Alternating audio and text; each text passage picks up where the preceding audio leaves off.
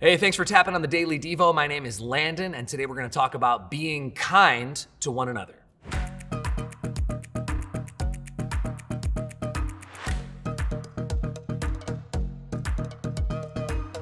Ephesians 4:32 says, "Be kind to one another, tenderhearted, forgiving one another as God in Christ forgave you." And when I was in college, I was in a preaching class, and they assigned everyone one verse to write a sermon on and to preach in front of the class.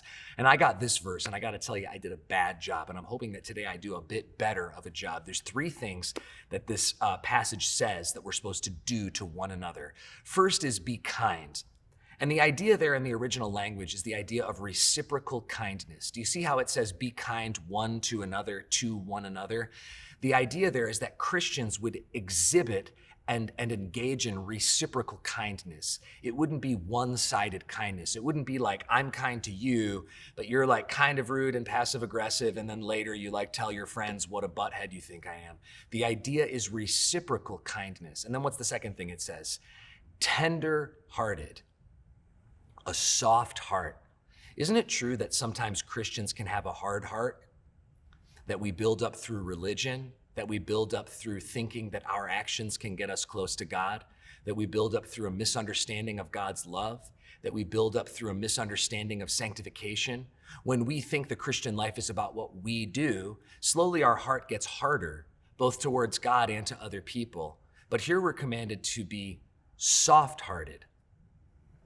How easy is it for someone to get empathy from you? That's how soft-hearted you are. How easy is it for someone to get compassion from you?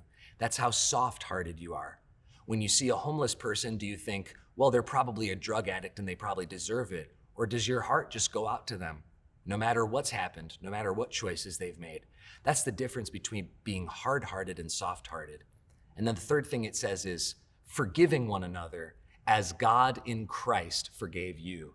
Now, telling us to be forgiving like God is forgiving is like telling us to play basketball like LeBron James. It's like telling us to invent like Steve Jobs. It's like do something at such a high level. But the thing that's interesting is as Christians, we are capable of it, because look at what it says in the text. It says, forgiving one another as God in Christ forgave you. The way that you have been forgiven, forgive others. God isn't asking us to do something that we have not experienced. Have you experienced forgiveness? Have you experienced the weight of your sin being lifted off of your shoulders? Have you experienced you confessing your sins to your brothers or to God and realizing that God would extend the righteousness of Jesus Christ to you? Because the more that you familiarize yourself with your forgiveness, the easier it is to pass out forgiveness on others. The more you familiarize with the things that you've done when you were in high school, when you were in college, your sins, the pornography you watched, the things that you stole, the time you cheated your boss and never told anybody, I could list out 100 things, but I know that we all know the mistakes that we've made.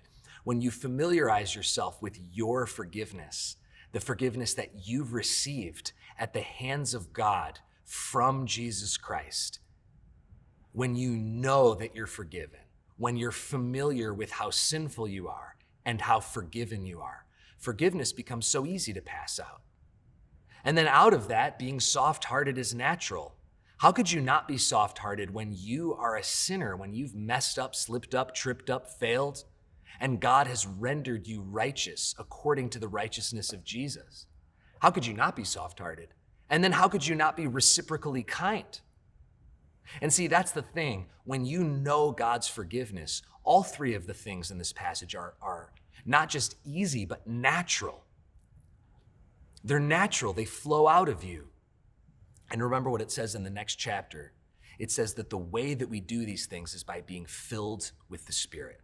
We're not doing these things out of the flesh. We're not doing these things out of our own strength or lack thereof. We're doing these things out of the Spirit.